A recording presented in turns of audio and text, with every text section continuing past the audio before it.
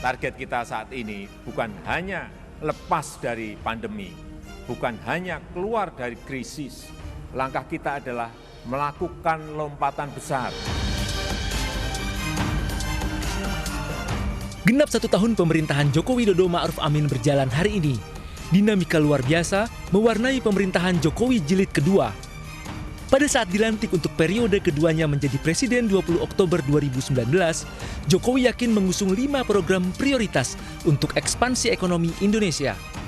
Namun semua rencana berantakan ketika pandemi COVID-19 menerpa tanah air. Segala kebijakan disesuaikan untuk menjaga kesehatan rakyat dan tentunya menstabilkan ekonomi negara. Agar fokus tangani pandemi, pemerintah mengubah rumusan program kerja serta realokasi anggaran negara. Pemerintah menggelontorkan dana 695 triliun rupiah untuk pemulihan ekonomi nasional yang dialokasi dalam 6 bidang. Hingga September 2020, penyerapan anggaran terrealisasi 49,5%, di mana UMKM menjadi bidang dengan penyerapan terbesar hingga 71%, disusul bidang perlindungan sosial sebesar 69%.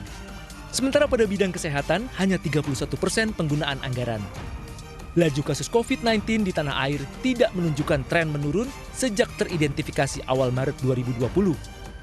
Meski terseok-seok seperti umumnya negara lain, performa pemerintah di tahun pertama ini masih dinilai baik oleh masyarakat.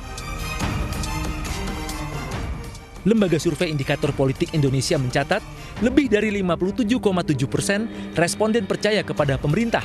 Sementara 12 kota 7% warga tidak percaya pada pemerintah. Berbanding lurus, kepuasan warga terhadap kinerja pemerintah di tengah pandemi juga cukup tinggi. 60,5% responden mengaku puas dengan kiprah pemerintah, sementara 29,2% warga mengaku tidak puas. Walau begitu, di sisi lain, masih banyak pekerjaan rumah untuk pemerintahan Joko Widodo Ma'ruf Amin. Salah satunya meredam gelombang penolakan Undang-Undang Cipta Kerja yang masih bergulir hingga hari ini. Padahal sejak awal pemerintahan jilid keduanya, Jokowi langsung mengajak DPR menyusun Omnibus Law, sebuah undang-undang sapu jagat yang diklaim bisa mengatasi tumpang tindih berbagai regulasi yang menghambat investasi dan pertumbuhan lapangan pekerjaan. Namun penyusunan dan pengesahan yang dianggap terburu-buru oleh banyak pihak membuat gelombang protes terus muncul. Jokowi pun menegaskan Undang-Undang Omnibus Law Cipta Kerja adalah kebijakan tepat untuk mengembangkan ekonomi Indonesia. Tim Liputan iNews melaporkan.